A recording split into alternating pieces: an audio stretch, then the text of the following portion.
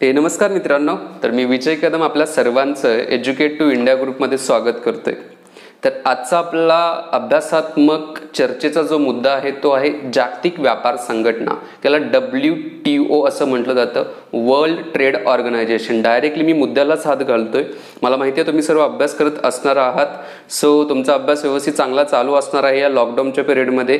So all the best आहे, असाच continuously अभ्यास ठेवा, अजिबात अभ्यासाला स्किप करू नका, जेणेकरून जे आसपासचं जे निगेटिव्ह वातावरण आहे ना त्याच्या संदर्भात तुम्हाला अजिबात झळ लागणार नाही। चला, आपला आजचा मुद्दा जो आहे जागतिक व्यापार संघटनेच्या बाबतीमधील याच्याविषयी थोडे महत्त्वाचे मुद्दे बघू। एक म्हणजे जागतिक व्यापार संघटना ही काय आहे, फर्स्ट क्वेश्चन। दुसरा क्वेश्चन आहे की जागतिक व्यापार संघटनेची एक्झॅक्टली कामं काय असतात, कार्य काय आहेत, दुसरा क्वेश्चन।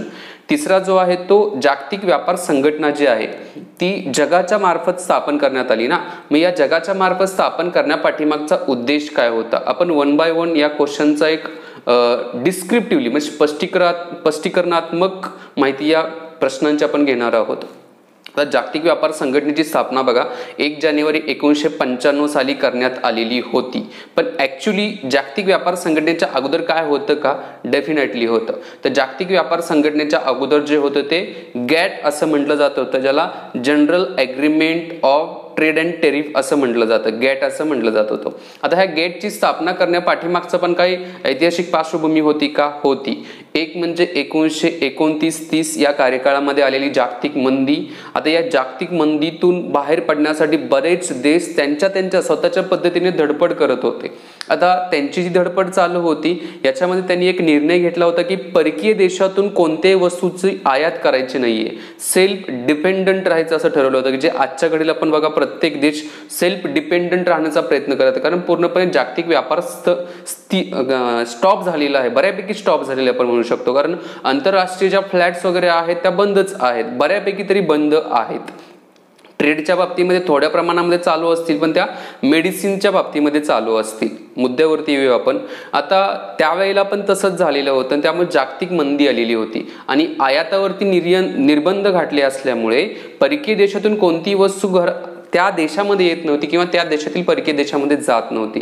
आता याच्यावरती सोल्युशन पण काढणं गरजेचं आहे, कारण आज जर विचार केला तर कोणताही एकटा देश स्वतःच्या बाबतीमध्ये स्वतःच्या संसाधनाच्या बाबतीमध्ये असेल स्वयंपूर्ण नाही, कोणत्या ना कोणत्या वस्तूची असेल किंवा कोणत्या सेवांची असेल ही आयात करावी लागते, काही सेवा निर्यात पण कराव्या लागतात। परिस्थिती त्यावेळेलाही तशीच होती आणि या आधारावरती बघा अमेरिका आणि ज्या डेव्हलप कंट्रीज आहेत त्यांना असं वाटली की अशी कोणती तरी संघटना असावी, त्या संघटनेच्या मार्फत काय केले जावे की एक आंतरराष्ट्रीय जे टॅरिफ आहे, आयात कर जो आहे तो मेंटेन केला जाईल। पण 1944 सालीचं मी सांगतो की ज्यावेळेस सुरुवातीला या इंटरनॅशनल ट्रेड ऑर्गनायझेशन आंतरराष्ट्रीय व्यापार संघटनेची जी स्थापना करण्याची शिफारस करण्यात आली होती, तुम्हाला माहिती आहे बघा 1944 साली वर्ल्ड म्हणजे आपली जी वर्ल्ड बँक आहे, जागतिक बँक आहे, त्याचबरोबर IMF जी आहे यांची स्थापना करण्याची शिफारस केली होती, ब्रिटन वूड जी कॉन्फरन्स झाली होती त्याच्यामध्ये।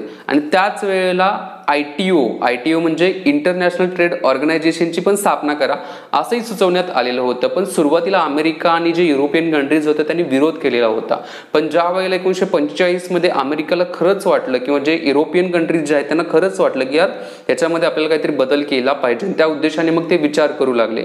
आणि विचार करत असतानाच फायनली बघा त्यांना असं जाणवलं की आपण सर्व देशांनी एकत्रित येऊन एक गॅटची स्थापना करावी, general agreement on trade and tariff. आता टेरिफ म्हणजे काय, TARIFF, टेरिफ म्हणजे आयात कर। आता अलीकडे हा शब्द का परिचयाचा जास्त असेल तुमच्या बघा की अमेरिकेनं चायनीज वस्तूंच्यावर टेरिफ वाढवलेला आहे। टेरिफ वाढवणे म्हणजे काय, आयात कर वाढवणे। उदाहरणार्थ 100 रुपयाचं एखादी वस्तू चायना तयार करत असेल तर ती वस्तू समजा अमेरिकेमध्ये गेली तर अमेरिका त्याच्यावरती सुरुवातीला 10-15% टेरिफ असायचा, म्हणजे आयात कर असायचा, म्हणजे 100 रुपयाची वस्तू अमेरिकेमध्ये 115 रुपयाला जायची। पण अमेरिकेने काय केलं, त्याचे 25%, 30% टेरिफ वाढवले। आता एवढे वाढवल्यामुळे काय झालं की त्या वस्तूंची एकतर अमेरिकेतली मागणी कमी झाली, दुसरी तेवढे पैसे 25% रुपये जे आहेत, 25% जी अमाऊंट आहे ती चायनाला अमेरिकेला द्यावी लागली, त्यामुळे अमेरिकेला एक्सपोर्ट करायचं चायना काय करायला लागलं, बंद करू लागलं। एक उदाहरण दिलं मी, असं एक असू शकतं। आता या बेसिसवरतीच बघा हे टेरिफ जे आहे त्या टेरिफवरती कंट्रोल करण्यासाठी, आयात करावरती कंट्रोल करण्यासाठीच मग गेटची स्थापना करण्यात आली होती. पण मुद्दा काय होता बघा, ही जी गेटची स्थापना करण्यात आली होती याच्यामध्ये जे विकसित देश जे आहेत ते देशा अंतर्गतच त्यांचं सर्व चालू होतं. विकसित देशांच्या बाबतीत म्हणजे अमेरिका, ब्रिटन, जर्मनी असेल यांच्या अंतर्गतच सगळं चालू होतं. विकसनशील देश त्याचबरोबर अविकसित देश जे आहेत त्यांच्या बाबतीमध्ये काय, कारण हे झालं विकसनशील देशांच्याकडे दुर्लक्ष केल्यासारखं, त्याचबरोबर अविकसित देशांच्याकडे दुर्लक्षित केल्यासारखं आहे. म्हणजे रिच क्लब असं म्हटलं गेलं, गॅटच्या अंतर्गत जे सदस्य देश होते त्यांना रिच क्लब म्हणजे मोठ्या लोकांचा हा क्लब आहे असं म्हटलं गेलं व्यापाराच्या संदर्भात. मग याला मग अपोज करण्यासाठी किंवा याला एक बगल देण्यासाठीच मग युनायटेड नेशनच्या मार्फत 1964 मध्ये United nation trade and development या संस्थेची एक संलग्न म्हणजे ही एक वेगळी संस्था च्या संदर्भात स्थापन करण्यात आली, United nation trade and development. आणि ही कुणा संदर्भात होती तर ही होती अविकसित देश त्याचबरोबर विकसनशील देशांच्या अंतर्गत व्यापारासंदर्भात, त्यांचे अंतर्गत व्यापार प्रमोट करण्यासंदर्भात होती.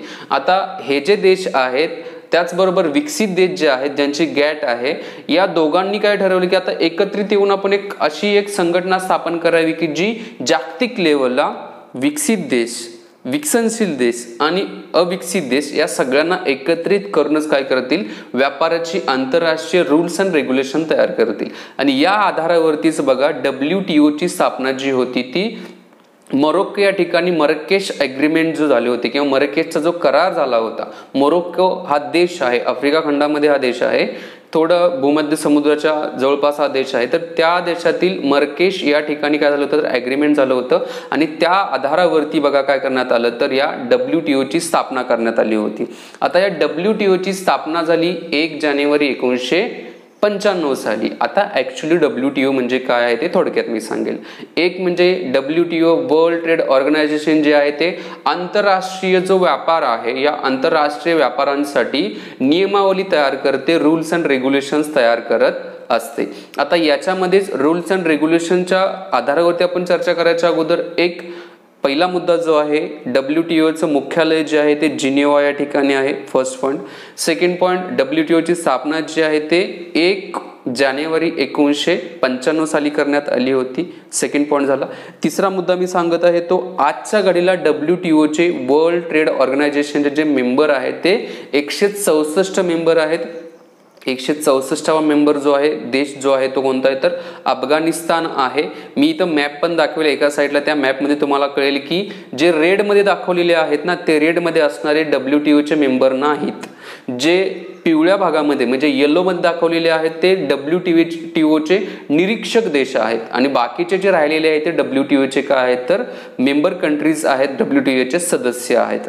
आता WTOचे आजचे डायरेक्टर जनरल कोण आहेत बघा, त्यांचं नाव आहे रॉबर्टो अझेवेडो असं त्यांचं नाव आहे. रॉबर्टो अझेवेडो हा त्यांचं नाव आहे, आपण स्क्रीनवरती पण त्यांचं नाव बघू शकता. रॉबर्टो अझेवेडो त्यांचं नाव आहे. नेक्स्ट मुद्दा जो आहे, आता ही डिसिजन घेणारी जी संस्था आहे WTO जी व्यापाराच्या बाबतीमध्ये जे निर्णय घेत असताना ते डिसिजन कशा पद्धतीने घ्यायचे तर ह्याच्या मेंबर कंट्रीच्या मार्फत एक त्यांचं इंटरनल गव्हर्नमेंट स्थापन केलेलं आहे आणि त्या आधारावरती काय करतात ते बहुमताने निर्णय घेत असतात. आता WTOचे एक इत्तंभूत आपल्याला माहिती भेटली. आता WTO स्थापन करण्याचा उद्देश काय आहे बघा. एक पहिलं उद्देश किंवा उद्दिष्ट काय आहे की जे व्यापार जे होतात, आंतरराष्ट्रीय जे व्यापार होतात, हे आंतरराष्ट्रीय व्यापार करत असताना पहिला मुद्दा सांगतोय मी, पर्यावरणाचं संरक्षण आणि संवर्धन यांना विचारात घेऊनच संसाधनाचा वापर करायचा आहे. म्हणजे आपल्या पृथ्वीतलावरती जे संसाधन जे आहेत, खनिज संपत्ती जे आहे याचा वापर कसा करायचा, पर्यावरणाचं संरक्षण आणि संवर्धन विचारात घेऊन करायचा आहे. हा WTOच्या उद्दिष्टामधला पहिला मुद्दा आहे. दुसरा मुद्दा काय सांगितलेला आहे की कमी विकसित जे देश आहेत त्या कमी विकसित देशांच्या मध्ये आंतरराष्ट्रीय व्यापार कशा पद्धतीने प्रमोट करता येईल, त्यांना आंतरराष्ट्रीय व्यापाराच्या व्यासपीठावरती कसं आणता येईल याच्यासाठी काय करायचं, जास्तीत जास्त प्रयत्न करायचा आहे कमी विकसित देशांच्या बाबतीमध्ये. तिसरा जो मुद्दा सांगितलेला आहे व्यापाराच्या बाबतीमध्ये काय आहे तर आंतरराष्ट्रीय जो व्यापार आहे सुलभ पद्धतीने विस्तारित करण्याचा मुख्य उद्देश आहे WTOचा. आंतरराष्ट्रीय व्यापार सुलभ पद्धतीने काय करायचा आहे, विस्तारित करायचा आहे, स्प्रेड करायचा आंतरराष्ट्रीय व्यापार. चौथा मुद्दा काय देण्यात आलेला बघा, उत्पन्न, राहणीमान, दर्जा, जे मेंबर कंट्रीज जे आहेत ना, सदस्य देश आहेत, त्यांचं उत्पन्न, राहणीमान आणि दर्जा चांगल्या पद्धतीने सुधारणे आणि वाढवणे हे काय उद्दिष्ट आहे WTOचं. आणि पाचवा मुद्दा जो आहे 5th नंबरचा, सेवा क्षेत्र जे आहे, सर्व्हिस सेक्टर जो आहे, सेवा ज्या पुरवल्या जातात याचाही समावेश या आंतरराष्ट्रीय व्यापार संघटनेच्या अंतर्गत जागतिक व्यापार संघटनेच्या अंतर्गत येत आहे. ही झाली उद्दिष्टे 5. आता काम कसं असतं बघा, या वर्ल्ड ट्रेड ऑर्गनायझेशनचं काम कशा पद्धतीनं असतं. एक म्हणजे त्यांचा मुख्य हेतू जो असतो तो टेरिफ कमी करायचा आहे, आयात कर जो आहे तो कमी करायचा आहे. प्रत्येक देशाला एक ठराविक टेरिफ असेल. दुसरा मुद्दा जो आहे तो मोस्ट फेवर्ड नेशन जो आहे, मोस्ट फेवर्ड म्हणजे जास्त आपण त्यांच्या बाजूने असेल फेवर्ड नेशन, MFN. जर बघा आत्ताच बघा भारताने मागच्या वर्षी आपण ऐकलं असेल की भारताने पाकिस्तानला दिलेला जो मोस्ट फेवर्ड नेशनचा जो दर्जा होता तो काढून घेतलेला आहे. आता मोस्ट फेवर्ड नेशन म्हणजे काय की समजा अमेरिका भारताचा म्हणजे आपला जर मोस्ट फेवर्ड नेशन जर असेल तर अमेरिकेसाठी ज्या रूल्स रेग्युलेशन भारताने तयार केलेले आहेत भारताच्या व्यापाराच्या बाबतीमध्ये, तेच ज्या देशांना त्यांनी मोस्ट फेवर्ड नेशन बनवलेलं आहे त्यांच्या बाबतीमध्ये पण राहतील. ते रूल्स रेग्युलेशन्स असतील किंवा सवलती असतील, याला मोस्ट फेवर्ड नेशन असं म्हणण्यात आलेलं आहे. हे गॅट पासूनच चालू होतं आणि त्याचा समावेश WTO मध्ये पण करण्यात आलेला होता. म्हणजे आपण बघितलं जे टॅरिफ आहेत, आयात कर आहे तो कमी करायचा होता. त्याचबरोबर मोस्ट फेवर्ड नेशनचा दर्जा जो आहे तो समान सगळ्यांना द्यायचा आहे. दुसरा मुद्दा बघितला, व्यापाराच्या बाबतीमध्ये ज्या तक्रारी ज्या असणार आहेत त्या तक्रारी निवारण करायचं आहे. हा पण एक वर्ल्ड ट्रेड ऑर्गनायझेशनचं वर्किंगचं काम आहे. नंतर देशा अंतर्गत जसं आता अमेरिका आणि चायनाचं जे व्यापार युद्ध चालू होतं याच्यामध्ये WTO पण इंटरफेअर करत होतं की तुम्ही हा वाद करू नका. याच्यातून जगातील पूर्ण अर्थव्यवस्थेवरती जे महत्त्वाचे देश आहेत जे अमेरिकेच्या बाबतीमध्ये असतील किंवा चायनाच्या बाबतीमध्ये असतील तर त्यांच्या पण काय होतंय तर व्यापारावरती त्याचा परिणाम होत आहे. त्यामुळे थांबवा, म्हणजेच तक्रार निवारणाचा पण याच्यामध्ये काय तर मुद्दा येत आहे. आणि सर्वात महत्त्वाचं चौथा जो या वर्किंगचा मुद्दा येत आहे तो आंतरराष्ट्रीय व्यापारावरती निरीक्षण करणे किंवा वॉचडॉग ठेवणे, आपण म्हणू की सुपरवाइज करणे, हे काय आहे तर WTOचं काम आहे, वर्ल्ड ट्रेड ऑर्गनायझेशनचं काम आहे. अशा पद्धतीने वर्ल्ड ट्रेड ऑर्गनायझेशनचे हे महत्त्वाचे मुद्दे आहेत. व्यवस्थित नोट डाऊन करून घ्या जेणेकरून उद्या जर याच्या संदर्भात प्रश्न आला तर त्याचं उत्तर तुम्हाला देता आलं पाहिजे. बाकी नॉलेजच्या बाबतीमध्ये तर ही व्हिडिओ खूप गरजेचीच आहे प्रत्येकाने बघणे. मी तर थांबतो. व्हिडिओ आवडले असेल तर लाईक, चॅनलला सबस्क्राईब नक्की करा. ओके, आणि जास्तीत जास्त मित्रांच्यापर्यंत ही व्हिडिओ शेअर करा जेणेकरून त्यांना याचा फायदा होईल. मी तर थांबतो. जय हिंद, जय महाराष्ट्र, जय भारत, वंदे मातरम.